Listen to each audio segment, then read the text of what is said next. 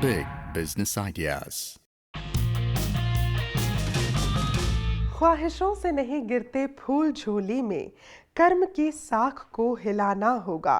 कुछ नहीं होगा कोसने से अंधेरे को, अपने हिस्से का दिया खुद जलाना होगा। और वैसे भी जब हम अपनी जिम्मेदारी लेकर कोई काम करते हैं तो ना सिर्फ हमारा व्यवसाय बढ़ता है बल्कि हमारा देश भी प्रगति की राह पर अग्रसर होता है। उसी राह पर एक बार फिर से शिल्पा भावना आ गई है लेकर आपका पसंदीदा program big business ideas powered by Tap Fox beyond socialising. जिस तरह से घर चलाने के लिए घर का बजट बनाना ज़रूरी है, उसी तरह देश को चलाने के लिए देश का बजट भी बनाना ज़रूरी है। और हमारे देश का बजट बनाने में जो लोग सम्मिलित होते हैं वो बजट बनने से पहले कई दिनों तक बाहरी दुनिया के बिल्कुल संपर्क में नहीं होते। और जब बजट का ये दस्तावेज तैयार हो जाता है तो हमारे देश के माननीय वित्त मंत्री इसे लेकर पहुंचते हैं संसद में, जहां से इसे पूरे देश की नज़र किया जाता है। लेकिन आखिर क्या है ये बजट और इस बार का बजट कैसे हमारे जीवन और हमारे व्यवसाय को प्रभावित कर सकता है, ये बताने के लिए हमेशा की तरह हमारे स्टूडियो में आ रहे हैं the author of the business books, the philanthropist, the big business expert mister Sunil Kumar Gupta. नमस्कार सर, बहुत बहुत स्वागत है आपका। धन्यवाद। आज आपके लिए स्पेशल सीट है, प्लीज। श्योर। सर, हम सभी लोग जानते हैं बजट का मौसम चल रहा है। बजट बजट बजट बजट, आखिर क्या है ये बजट? बजट एक बहुत ही महत्वपूर्ण प्रक्रिया है जी, जिससे कि हम ये तय करते हैं कि अगला साल जो है, ये पूरे साल में देश में किन किन मुद्दों को हमने छूना है, देश को आगे ले जाने के लिए कहाँ से हम टैक्स लें, कहाँ से रेवेन्यू जनरेट करें और कहाँ खर्चा करें। किसी भी देश को आगे ले जाने के लिए एक दिशा देता है कोई भी बजट, क्योंकि इसी से डिसाइड होता है, इस बजट से डिसाइड होता है कि किस मद में कितना खर्च होगा। तो जो हमारे एक हायरार्की का जो सबसे कमजोर वर्ग का व्यक्ति है, सबसे निचले तबके का, क्या वो भी इससे इफेक्ट होता है? 100% इफेक्ट होता है। इन फैक्ट तो बजट उसी के लिए बनना चाहिए कि हम उस आदमी को कैसे मेन स्ट्रीम में लाएं, कैसे उस आदमी को सशक्त बनाएं, जिससे कि अगर वो एग्रीकल्चर में है, खेती कर रहा है, तो कैसे नए नए तरीकों से वो खेती करके उसकी आमदनी कैसे बढ़े और देश की आमदनी कैसे बढ़े। या कोई मजदूर है तो उसे काम कहाँ मिले, यदि कोई एंटरप्रेन्योर बनना चाहता है यूथ हमारा, उसे कैसे ट्रेनिंग मिले, चाहे स्किल ट्रेनिंग हो चाहे ट्रेडिशनल एजुकेशन हो। तो ये सब कुछ बजट तय करता है। हमारे देश को आज़ादी मिले हुए 69 साल हो गए, तो पिछले 69 सालों से लगातार ये बजट बनता आ रहा है, लेकिन फिर भी आज 69 सालों के बाद भी हम विकासशील देशों में हैं, हम विकसित नहीं हैं। क्या कारण हो सकता है? देखिए, इसके लिए एक बार बजट को अच्छी तरह समझते हैं कि बजट, जैसे कि हम देखते हैं परिवार का बजट होता है, आप अपने घर में बजट बनाती होंगी, तो आप क्या करती हैं? मान लीजिए आप देखती हैं कि मैं पूरे साल में या महीने में मेरी अर्निंग मान लीजिए 1 लाख रुपए है जी, तो आप 1 लाख के हिसाब से बजट बनाती हैं कि 1 लाख में से मैं, मतलब जितनी आमदनी होती है उसके हिसाब से हम खर्चा डिसाइड करते हैं। हाँ। और लेकिन जो यूनियन बजट होता है, देश का बजट, वो इससे बिल्कुल रिवर्स होता है।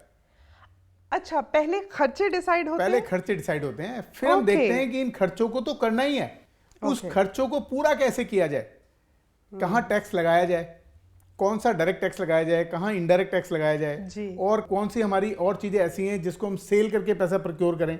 मतलब क्या क्या साधन करें जिससे कि वो पैसे पे हम पहुंचे। बिल्कुल। और यदि जितने का खर्चा हमने तय किया उतना रिवेन्यू नहीं कलेक्ट कर पाते, उसको हम बोल देते हैं राजकोषीय घाटा जी, वित्तीय घाटा, जिसे आप सुनते होंगे, फिस्कल डेफिसिट। बिल्कुल। अगर देखें इस बार का बजट हम, तो 19.78 लाख करोड़ रुपए हमें खर्च करने, बहुत अलग अलग मदों में, कि हम एजुकेशन में इतना करेंगे, हेल्थ में इतना करेंगे, किसानों के लिए ये काम करेंगे। तो अब इस पूरे पैसे को इकट्ठा करना है टैक्सेस से। यदि इसमें कुछ कम रह जाता है पैसा, उसको पूरा करने के लिए हमें लोन लेना पड़ता है। लोन विदेशों से लेना पड़ता है या रिजर्व बैंक से, या विदेशों से लोन लेना पड़ता है। उस लोन का हर बार ब्याज देना पड़ता है। तो अगले बजट में जब हम आते हैं तो हम जितना हम खर्च निकालते हैं उसमें एक खर्चा और ऐड हो जाता है ब्याज का। बिल्कुल, तो वो और बढ़ जाता है। वो अगली बार फिर, तो ये हमारे देश की कोशिश है। ये कभी 6% तक होता था, 5-6% तक। इस बार के बजट में इसे घटा के 3.5% ऑफ जीडीपी कर दिया गया है, तक कंट्रोल करने की कोशिश है। तो धीरे धीरे ये कम होगा और ये कोशिश है कि ये और कम हो। जी, आज क्योंकि हम लोग बात कर रहे हैं बजट की, और बजट की जब हम बात करते हैं तो दो तरीके से बहुत ज़्यादा उसमें चीज़ें इन्वॉल्व होती हैं, एक डायरेक्टली और एक इनडायरेक्टली। तो हमने आज कुछ गेस्ट एक्सपर्ट को भी बुलाया है जो कि हमसे डायरेक्ट टैक्स और इनडायरेक्ट टैक्स के जो बजट में प्रावधान आए उसके बारे में बात करेंगे। तो उन्हें बुला लिया जाए। जी दोस्तों, आपको बता दें कि आज हमारे जो दो मेहमान यहाँ पर आ रहे हैं वो हमें बताएंगे कि इस बजट में डायरेक्ट टैक्सेस और इनडायरेक्ट टैक्सेस को कहाँ और कैसे स्थान दिया गया है। Please welcome the senior chartered accountants miss Rajrani Lakra and mister Kamal Agarwal. नमस्कार जी, बहुत बहुत स्वागत है। नमस्कार sir, please have a seat. आप सभी लोग वाकिफ हैं कि कितना ज़्यादा बजट में फेरबदल हुआ है, कैसे उसमें कुछ अच्छाई है, क्या विशेषता है या क्या कुछ ऐसा है जो और किया जा सकता है। इसी चीज़ का मंथन करने के लिए आज हम सब लोग यहाँ पर इकट्ठा हुए हैं। तो शुरुआत रानी जी मैं आप ही से करना चाहूँगी कि क्योंकि जब हम डायरेक्ट टैक्सेस की बात करते हैं, सीधे सीधे लोगों के जीवन को प्रभावित करने वाला ये टैक्स होता है बजट में जो आता है। इस बार के बजट में क्या विशेषता है डायरेक्ट टैक्स के लिहाज से? इस बजट में काफ़ी कुछ किया गया है टैक्स पेयर्स के लिए। एक तो जो टैक्स पेयर्स की ग्रीवेंसेस थी उनको काफ़ी हद तक रिमूव किया गया है और काफ़ी सारे प्रोविजंस को रैशनलाइज किया गया है। प्लस जो हमारे स्टार्टअप्स का जैसे अभी चल रहा है हमारा स्विंग मार्केट में, तो स्टार्टअप्स को बूस्ट करने के लिए भी काफ़ी सारे प्रपोजल्स हैं। प्लस जो हमारे पीएम का ड्रीम है हाउसिंग फॉर ऑल, उसको प्रमोट करने के लिए काफ़ी सारे टैक्स इंसेंटिव्स दिए गए हैं। ओके, तो दैट मीन्स बहुत कुछ खास है इस बजट में डायरेक्ट टैक्सेस के लिहाज से। कमल जी, जब हम लोग इनडायरेक्ट टैक्सेस की बात करते हैं, आपकी महारत है, तो मैं जानना चाहूँगी कि आपको क्या लगता है कि इनडायरेक्ट टैक्सेस के लिहाज से इस बजट में क्या कुछ खास है? इस बजट में जो सबसे खास बात मैं समझता हूँ वो ये है कि सारे बजट का फोकस है कि मैन्युफैक्चरिंग पूरे देश में खास तौर पे बढ़ाई जाए। इसके अलावा जो हमारे लोग हैं, खास तौर पे जो ग्रामीण क्षेत्रों में उनकी स्किल डेवलपमेंट के बारे में ध्यान दिया गया है जी। और जो रानी जी ने कहा है डायरेक्ट टैक्स में हाउसिंग फॉर ऑल, उसको इनडायरेक्ट टैक्स की तरफ भी उसके तरफ खास ध्यान रखा गया है। ओके, तो मतलब बहुत सारी चीजें ऐसी हैं जिनका इस बार बजट में समावेश किया गया है जिसके बारे में पहले शायद कभी नहीं सोचा गया था। तो आपको लगता है कि इस बार का बजट बहुत महत्वपूर्ण रहा है? बहुत महत्वपूर्ण है। किस वजह से है कि देखिए, जब भी हम बजट की चर्चा करते हैं तो नॉर्मली क्या होता है, हम देखते हैं टैक्स लाख कम हुआ कि नहीं हुआ, 2.5 लाख था 2.25 लाख क्यों नहीं हुआ, 3 क्यों हो गया। लेकिन बजट का ये मतलब नहीं है। बजट का मतलब है कि देश में 128 करोड़ लोग हैं जी। टैक्स पेयर कितने हैं? 4 करोड़ लोग। तो हम सिर्फ उन 4 करोड़ लोगों की बात करते आए हैं आज तक। यस, हमें टैक्स को ऐसे देखना चाहिए कि 128 करोड़ लोगों का जीवन बदलने के लिए जी, सभी को घर, सभी को बिजली, गांव तक पहुंचने के लिए सड़क, बिल्कुल, उनके पास इंटरनेट कनेक्शन हो, और जो हमारे एग्रीकल्चर में लोग लगे हुए हैं जो खेती कर रहे हैं उन लोगों के लिए कुछ हो। वो लोग हमारे देश की टोटल जमीन का लगभग 54-55% कृषि भूमि ऐसी है जो डिपेंड करती है मानसून पे। पिछले 2 साल से लगभग 13% मानसून कम हो रही है। And it is always unexpected. तो सबसे पहला एम होना चाहिए इस सब के बाद इरिगेशन। पूरे देश में जितनी कृषि योग्य भूमि है उन सबका इरिगेशन हो जी, उन सिंचाई की सुविधा बकायदा पहुंचनी चाहिए हो, जिससे कि वो सिंचाई कर सके। बिल्कुल। उन लोगों को कर्जा मिले जिससे कि वो महाजन के चक्कर में ना पड़े। अभी किसान लोग आत्महत्या कर रहे हैं, क्यों कर रहे हैं? क्योंकि कृषि के लिए वो लोन लेते हैं, हाँ, महाजन से लेते हैं या कहीं और से लेते हैं, मानसून हुआ नहीं जी, कृषि में कुछ हुआ नहीं, लोन देना है वापस जी, उसके लिए बीमा हो उनका, बहुत कम पैसे में बीमा हो, जिससे फसल ना हो तो भी उनको पैसा मिले, एक सिक्योरिटी बनी रहेगी इस सिक्योरिटी। तो बजट का मतलब है कि इन सब लोगों का ध्यान रखना है जी। इन सब लोगों का जीवन चेंज करने के लिए जितना पैसा चाहिए वो टैक्स के माध्यम से लाना है। और टैक्स के माध्यम से लाने के लिए हमारे देश में कुल 4 करोड़ लोग टैक्स दे रहे हैं, मतलब 2-3% लोग, जबकि लोगों की टैक्सेबल इनकम बहुत ज्यादा है। तो डिपार्टमेंट को कहीं ना कहीं काम करना चाहिए कि नए टैक्स पेयर ऐड किए जाएं। तो इसके लिए एक मैकेनिज्म और सुधारने की जरूरत है, लेकिन इस बार पहली बार बजट में इन सब चीजों का प्रावधान किया गया है। पहली बार हमने सोचा है कि 2018 तक सभी गांवों को बिजली देंगे। पहली बार हमने सोचा है कि अब हम 100 किलोमीटर की रोज सड़क बनाएंगे। तो कुछ सालों में सभी गांवों में सड़क होगी, 2018 तक सभी विलेजेस में बिजली होगी, और साथ में हमने किसानों के लिए पहली बार इस बजट में प्रोविजन किए गए हैं जिसमें हमने ये रखा है कि उनके फसल का बीमा होगा, जो कि बहुत कम पैसे में होगा। और साथ ही हम कोशिश कर रहे हैं कि और 20% जमीन अगले 1 साल में सिंचाई के लिए, सिंचाई की सारी फैसिलिटी उसमें भी दी जाएगी। तो पहली बार ये बजट में कुछ इनोवेशन किया गया है, इनोवेशन और जो आम आदमी है, मतलब 128 करोड़ लोगों को एक साथ लेके चलने की बात हुई है। बिल्कुल, सबका साथ सबका विकास जी जो नारा था वो पहली बार इस बजट पे दिखता है जी, वो साकार होता हुआ नजर आता है। तो ये इस बजट की विशेषता है। ये जो अभी आपने बात की विलेज सेक्टर को डेवलप करने की, हमारे जो ऑनरेबल फाइनेंस मिनिस्टर है अरुण जेटली साहब, उन्होंने इसके बारे में जो कहा है वो देखना चाहेंगे। We are implementing the Pradhan Mantri Gram Sadak Yojana as never before. The scheme has suffered because of underfunding. The allocation in 2012-13 and 13-14 was only 8,885 and rupees 9,805 crores respectively. We have substantially increased the allocation in the last 2 years, which will now be allocated rupees 19,000 crores in 16-17. As on 23rd February 2016, 5,542 villages have been electrified.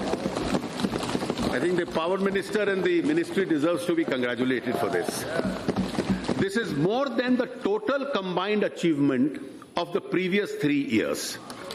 The government is committed to achieve 100% village electrification by 1st May 2018.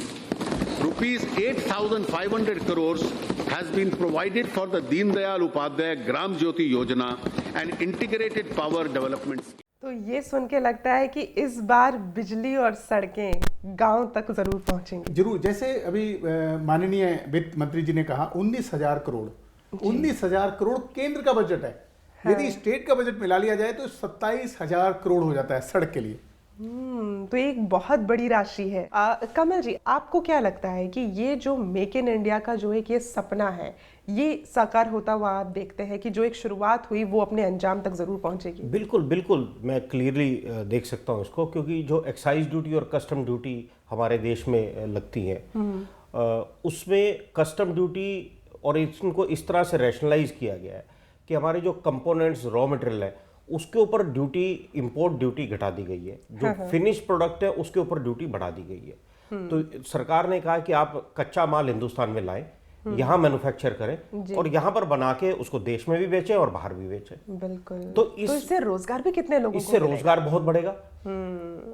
एक तरफ तो हमारे देश में बहुत unemployment है और एक तरफ इंडस्ट्री को skill man power, skill trend people नहीं मिलते। तो उसके साथ ही बहुत सारी ऐसी स्कीम चलाई गई है जहां पर इंडस्ट्री को जो स्किल सेट चाहिए उन स्किल सेट को गांव में जाके उनको डेवलप किया जाए, बाहर लेके आया जाए। ऐसा बहुत बार हुआ है सर, हमने अपने बिग बिजनेस आइडियाज के काफी सारे एपिसोड्स में हमने देखा कि लोगों की ये शिकायत थी कि हमें स्किल्ड वर्कर्स नहीं मिलते हैं। बिल्कुल शिकायत है जी, तो ये शिकायत अब कहीं खत्म हो सकती है। बिल्कुल बिल्कुल जी। रानी जी, डायरेक्ट टैक्सेस जो होते हैं, इसमें अभी आपने कुछ देर पहले कहा था कि बहुत सारी चीजें जो इस बजट में आई हैं उसकी वजह से सिंप्लीफिकेशन काफी हो गया है।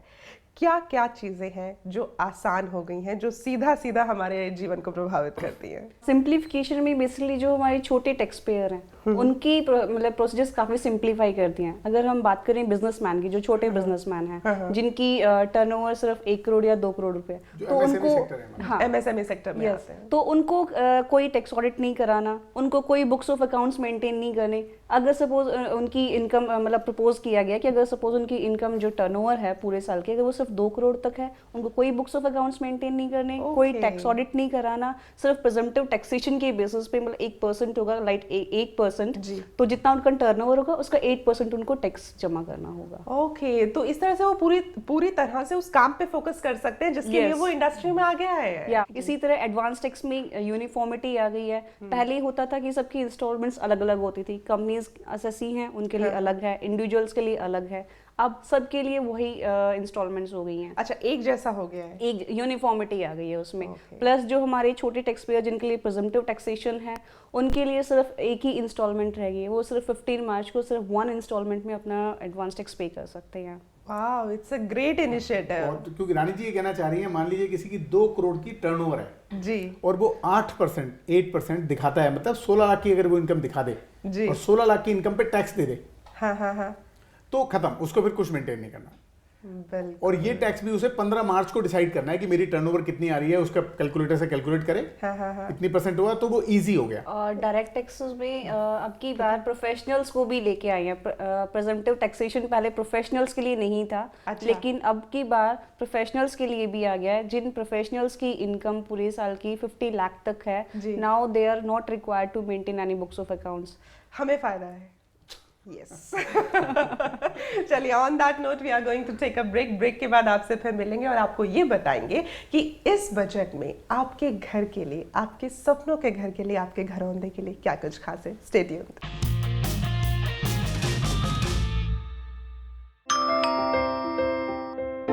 हाँ जी, बेटा, आपकी मम्मी ने मुझे आपके पास रुकने के लिए बोला है।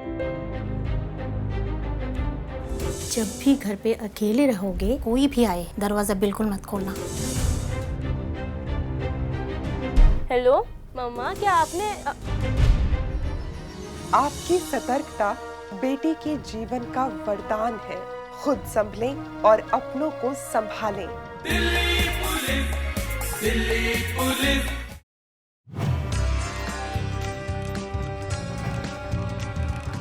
भारत का विकास लाखों एमएसएमईज की कामयाब कहानियों से जुड़ा है, क्योंकि हर एमएसएमई के पास होता है बिजनेस करने का इनोवेटिव आइडिया। और अगर आप भी कर रहे हैं अपने बिजनेस में कुछ अलग या नया, तो आइए और बनिए हमारे मेहमान। Only on Big Business Ideas. Write us on info@bigbusinessideas.in। Break पे जाने से पहले हमने आपसे कहा था कि आपके सपनों के घर के बारे में कुछ खास है जो आपको बताएंगे। तो सर, देख लेते हैं कि हमारे जो वित्त मंत्री हैं उन्होंने क्या कुछ खास कहा है सपनों के घर के बारे में। Please. The Pradhan Mantri Awas Yojana embodies the assurance of the government to address the housing needs of all, and more specifically the poor, in a time-bound manner. Construction of housing creates considerable employment opportunities as well. In order to fuel activity in the housing sector, I propose to give 100% deduction for profits to an undertaking from a housing projects for flats up to 30 square meters in the 4 metro cities and 60 square meters in other cities. तो sir, housing industry को जो बढ़ावा दिया जा रहा है, जिसकी बात अभी कर रहे थे अरुण जेटली साहब, इससे आपको लगता है कि हमारे देश की जो अर्थव्यवस्था है ये और सुदृढ़ हो सकती है? बिल्कुल होगी, क्योंकि हाउसिंग सेक्टर से लगभग 125 तरह की इंडस्ट्री जुड़ी हुई हैं। जैसे हाउसिंग सेक्टर आगे बढ़ता है, वो सारी इंडस्ट्री आगे बढ़ती हैं, उसमें लोगों को एम्प्लॉयमेंट मिलते हैं, लोग नए कारखाने खोलते हैं और आगे बढ़ते हैं। दूसरी बात, हमारे देश के 95% लोग जी इस सपने के साथ जीते हैं कि हमारा घर में अपना मकान हो। बिल्कुल। अपने मकान में रहना चाहते हैं वो। किराए के मकान में कोई नहीं रहना चाहता। बिल्कुल। और वो उस सपने को पूरा करते करते उनकी पूरी लाइफ बीत जाती है। जब वो 60 साल के होते हैं तब उन्हें लगता है कि अब मैं खरीद सकता हूँ, शायद रिटायरमेंट के पैसे से। शायद सब नहीं खरीद पाते। तो उसको पूरा करने के लिए, क्योंकि यदि वो सपना आदमी का पूरा हो जाता है कि मेरा अपना मकान है, तो उसकी टोटल तवज्जो फिर काम की तरफ चली जाती है। तो वो सपना पूरा करने के लिए ये स्कीम आई है, जो कि बहुत अच्छी स्कीम है। इसमें एक छोटा मकान हर व्यक्ति को जरूर मिलेगा।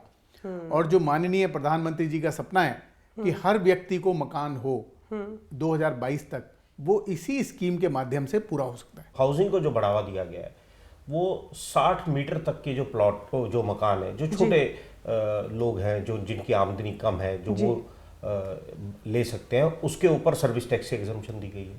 और उससे भी ज़्यादा मैं कहूँगा कि जो स्लम में लोग रहते हैं, ये एक सर्विस टैक्स में छूट दी गई है कि अगर आप स्लम को रीडेवलप करके वहाँ मकान बना के उन्हीं को देते हो, उसी में अगर रहते हैं, तो उसके ऊपर भी सर्विस टैक्स की छूट। तो सबसे निचला तबका जो हमारा देश का है, जो आज स्लम में रहता है, उसको भी मकान देने की कोशिश इस बजट में की गई। जी। रानी जी, मैं घर लेना चाहती हूँ, अब ले सकती हूँ? बिल्कुल ले सकते हैं। इसके लिए डायरेक्ट टैक्स में हमारे एफएम साहब ने एक मतलब जो फर्स्ट टाइम होम बायर्स हैं उनके लिए एक एक्स्ट्रा डिडक्शन उन्होंने दी है। अच्छा। मतलब आपको एक्स्ट्रा 50,000 रुपीज़ की डिडक्शन मिलेगी if you are a first time home buyer और आप किसी भी फाइनेंशियल इंस्टीट्यूशन से लोन लेते हैं तो उसकी आपको एक्स्ट्रा डिडक्शन है। जी, तो इसका मतलब अगर कोई भी व्यक्ति अपना घर लेना चाहता है तो उस सपने को साकार करने का जो रास्ता है वो बहुत लंबा नहीं रह गया। कुछ और भी कहा है अरुण जेटली साहब ने, दिखाना चाहेंगे आपको। Special focus has been given to ensure adequate and timely flow of credit to the farmers against the target of 8.5 lakh crores in 2015-16. The target of agricultural credit in 16-17 will be an all-time high of rupees 9 lakh crores. तो सुनील जी, क्या लगता है, क्या अब किसानों को राहत की सांस मिल सकती है? 9 लाख करोड़ किसानों के लिए रखे हैं कर्जा देने के लिए। इसके अलावा इस बजट में 36,000 करोड़ रुपया किसानों के, फार्मर्स के वेलफेयर के लिए भी रखा गया। वो इसीलिए जरूरी था क्योंकि हमें जो हमारे फार्मर हैं उनकी इनकम को डबल करना है। उसके साथ ही साथ जो बीपीएल के नीचे हैं उन सबको गैस के, एलपीजी के कनेक्शन दिए जाएंगे डायरेक्टली महिलाओं के नाम से।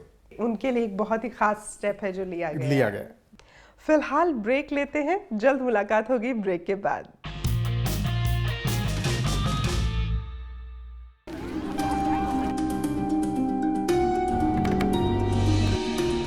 क्या नाम है बेटे आपका?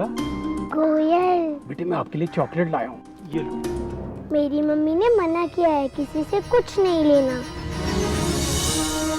बेटी के मासूम बचपन पर किसी की बुरी नजर ना पड़ने दें। आपकी सतर्कता बेटी के जीवन का वरदान है। खुद संभलें और अपनों को संभालें। Delhi police, Delhi police. कैसा चल रहा है आपका business? Yes, I'm on fire. आज मैं अगर इंटीरियर डिजाइनर बनना चाहूँ तो मैं बन सकती हूँ, मैं फैशन डिजाइनर बनना चाहूँ तो बन सकती हूँ, बस गुड टेस्ट होना चाहिए। You need more information? I am hardcore और मैं आ रही हूँ only on big business ideas.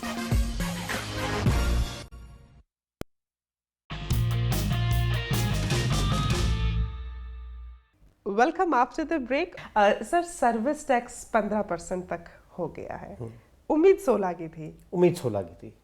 क्या कहना है आपका इसके बारे में? देखिए, 16 की जो उम्मीद थी, हम ये समझते हैं और सरकार कह भी चुकी है कि हम जीएसटी की तरफ बढ़ रहे हैं। और जैसे पिछले दिनों आंकड़े आए थे कि जीएसटी का रेट 16 और 18 के बीच में कहीं ना कहीं रहेगा। अभी तक जो गुड्स है, गुड्स के ऊपर एक्साइज लगती है, से वैट लगता है, वो मिला के 16% से बहुत ज़्यादा हो जाता है। सर्विस टैक्स पर पहले रेट कम लगा करता था। जब गुड्स और सर्विसेज पर एक ही रेट लगेगा जीएसटी पर, तो वो रेट सीधा सर्विसेज से 12% से एकदम से 16% होगा तो बहुत बड़ा हिट महसूस होगा। इसलिए सरकार जीएसटी की तरफ जाने के लिए इसको धीरे धीरे बढ़ा रही थी और इसी परिप्रेक्ष्य में हमें उम्मीद थी कि ये 16% हो जाएगा जी। लेकिन सरकार ने को देखा कि अभी जीएसटी पर हम सहमति नहीं बनी, तो उन्होंने इसको 16 नहीं ले गए, 15% की 15 कर दिया। परंतु मैं ये कहूँगा आधा % सर्विस टैक्स जरूर बढ़ा है, लेकिन वो किस लिए बढ़ा है? किसान के लिए बढ़ा है। हमारी इतनी बड़ी आबादी, 65% आबादी जो है वो कृषि पर है और उसका इकोनॉमी में, जीडीपी में जो कंट्रीब्यूशन है वो बहुत कम है, उसको भी बढ़ाने की जरूरत है। तो ये सारा काम जब तक हमारा जो किसान है, मैं तो कहूँगा वो हमारा अन्नदाता है, जब तक हम उसे सशक्त नहीं करेंगे भारत सशक्त नहीं हो सकता। जी, रानी जी आपसे जानना चाहूंगी, बिकॉज आप जिस टैक्सेशन को देखती हैं वो टैक्सेशन सीधा हर व्यक्ति को हिट करता है, डायरेक्ट टैक्स की हम बात कर रहे हैं, बट लोग टैक्स डिपार्टमेंट से डरते हैं, एक टेरर है, क्यों है ऐसा और कैसे आपको लगता है कि इस बजट की वजह से वो दूर हो सकता है? कई बार होता है कि जैसे टैक्स असेसमेंट होता है तो बहुत ज़्यादा हाई पिच असेसमेंट हो जाती है और फिर उसके बाद पेनल्टीज एंड देन प्रोसिक्यूशन, तो ये सब इस टेरर की वजह है। तो इसमें किया गया है कि अगर सपोज आपका मतलब अनडिस्प्यूटेड डिमांड अगर आपकी रेज होती है तो फर्स्ट थिंग तो आपको 15% उसका डिमांड का पे करके आपको स्टे मिल जाएगा। जो कि पहले नहीं मिलता था, वो इतना इजीली नहीं मिलता था। प्लस कई बार होता है कि रिफंड आपका अटका हुआ है, मिल ही नहीं रहा है, आप हाई कोर्ट से अपील जीत गए, आईटीडी से अपील जीत गए हो, लेकिन आपको रिफंड नहीं मिल रहा। अब प्रोविजन किया गया है कि 90 डेज के बाद आपको अपील इफेक्ट में रिफंड नहीं मिलता तो आपको 6% की बजाय 9% रेट ऑफ इंटरेस्ट उस पर मिलेगा। इसी तरह एक इम्यूनिटी स्कीम भी प्रपोज की गई है कि जब भी असेसमेंट होता है और एसएससी की डिमांड अगर रेज होती है और वो एग्री भी करता है उस डिमांड से, तो उस केस में उसको इम्यूनिटी प्रोवाइड करिए, वो अपने असेसिंग ऑफिसर को अप्लाई करेगा कि मैं आगे अपील में नहीं जाना चाहता, और जो भी टैक्स और इंटरेस्ट होता है वो विद इन ड्यू डेट वो डिपॉजिट कर देता है, तो उसमें कोई भी पेनल्टी नहीं लगती, कोई भी प्रोसिक्यूशन इनिशिएट नहीं होता।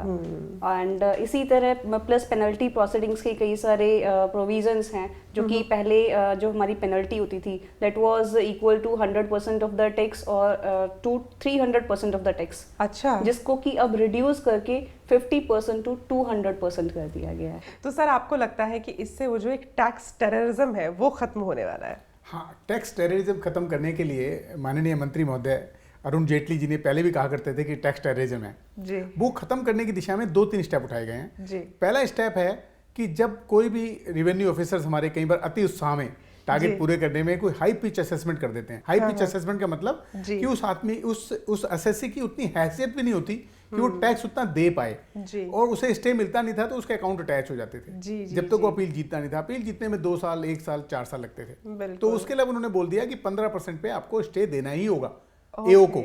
और उसका अगर पूरा सर्कुलर मैंने पढ़ा तो उसमें 2 बातें और लिखी हैं कि यदि असेसी ट्रिब्यूनल या हाई कोर्ट से जीता हुआ है उस इशू पे तो 15% से कम पे भी आपको स्टे देना पड़ेगा। और इसके रिवर्स यदि रिवेन्यू जीता हुआ हाई कोर्ट या ट्रिब्यूनल से तो आप 15% से ज्यादा भी ले सकते हैं स्टे में, जो कि बिल्कुल रैशनल बात है। पहले मैक्सिमम पेनल्टी 300% थी, वो 200 पेनल्टी हो गई। इसका मैं एग्जांपल देता हूं, आपके 100 रुपए उन्होंने पकड़ा, 30 तो आपसे टैक्स ले लिया जी, बाकी ब्याज ले लिया आपसे 10-12 रुपए, 40 रुपए हो गए, उसके बाद आपको 90 रुपए पेनल्टी लगा दी। तो इसका मतलब आपसे उन्होंने 100 रुपए जो आपने कमाए थे उसके बदले में मांग लिए 130 रुपए। आपके पास है ही 100 रुपए जो टोटल कमाए थे, तो 130 कहां से दोगे? उसे रैशनलाइज कर दिया है कि मैक्सिमम पेनल्टी अब 200% कर दी गई है, जो कि 50 से शुरू होती है जी। तो अब हमें टैक्स डिपार्टमेंट से घबराने की बिल्कुल जरूरत नहीं है। बिल्कुल ठीक बात है जी। जो हमारे उद्यमी हैं उनके लिए आपका बिजनेस मंत्र? मैं कहना चाहूंगा कि बचाया हुआ 1 पैसा जी कमाए हुए 2 पैसे के बराबर होता है। बिल्कुल सही बात है। और अब हम लोग आ गए हैं उस सेगमेंट में जो कि है शिल्पा भावना स्पेशल। तो आज इस सेगमेंट का नाम है अगर आप होते तो पहले रानी जी आपसे शुरू करते हैं। अगर आप वित्त मंत्री होते तो आप डायरेक्ट टैक्सेस के लिए क्या करते? डायरेक्ट टैक्सेस में मैं कुछ और एक्सप्लोर करती कि कहाँ से मेरा रेवेन्यू कलेक्शन और हो सकता है और मेरा जो टैक्स बेस है वो इंक्रीज हो सकता है। इनका मतलब टैक्स का बेस बाइडन होना चाहिए। जो आज 4 करोड़ लोग टैक्स देते हैं कम से कम 10, 12, 15 करोड़ हों। कमल जी, आप इनडायरेक्ट टैक्सेस के लिए क्या करते? अगर मैं फाइनेंस मिनिस्टर हूं तो मेरे हाथ में ग्लोबल इकोनॉमी नहीं है, मेरे हाथ में इंडियन इकोनॉमी है। मैं इनडायरेक्ट टैक्स को बिल्कुल ऐसा स्ट्रीमलाइन करना चाहूँगा ताकि एक्सपोर्ट इतना स्मूथ हो जाए, जैसे कि आप अगले घर में या अगली मोहल्ले में किसी को माल बेच रहे हैं या दुनिया के किसी कोने में आप माल भेजना चाहते हैं अपना हिंदुस्तान का बना हुआ, वो उतना ही आसान होना चाहिए ताकि एक्सपोर्ट हिंदुस्तान का सबसे बढ़िया हो। बहुत अच्छा। सुनील जी, अगर आप वित्त मंत्री होते तो पूरे देश को आगे बढ़ाने का क्या बिजनेस प्लान होता? नहीं, देश के बजट में सबसे अच्छा प्लान यही है कि हमारे देश में कोई भूखा ना सोए, हमारे देश में सब आर्थिक रूप से संपन्न हो और हमारे देश में हर व्यक्ति के पास अपना एक मकान। बहुत खूबसूरत। और वैसे भी आप हमेशा बहुत अच्छे जवाब देते हैं, लेकिन गिफ्ट हम आपको नहीं देते, वो तो हमारे गेस्ट के लिए होते हैं। सो लेडीज फर्स्ट, रानी जी ये आपके लिए बिग बिजनेस आइडियाज की तरफ से thank you so much. And Kamal sir, ये आपके लिए बिग बिजनेस आइडियाज की तरफ से thank you so much for coming here.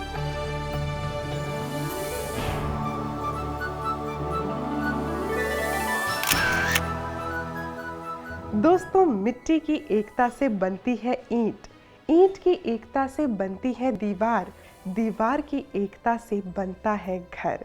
ये सभी बेजान चीजें हैं लेकिन एकता को समझती हैं। तो हम तो फिर भी इंसान हैं, तो क्यों ना अपनी देश की एकता को अखंडता के साथ आगे लेकर जाए। शिल्पा भावना को आज के लिए दीजिए इजाजत, अगली बार फिर होगी आपसे मुलाकात। Thank you so much. जय हिंद। Big Business Ideas.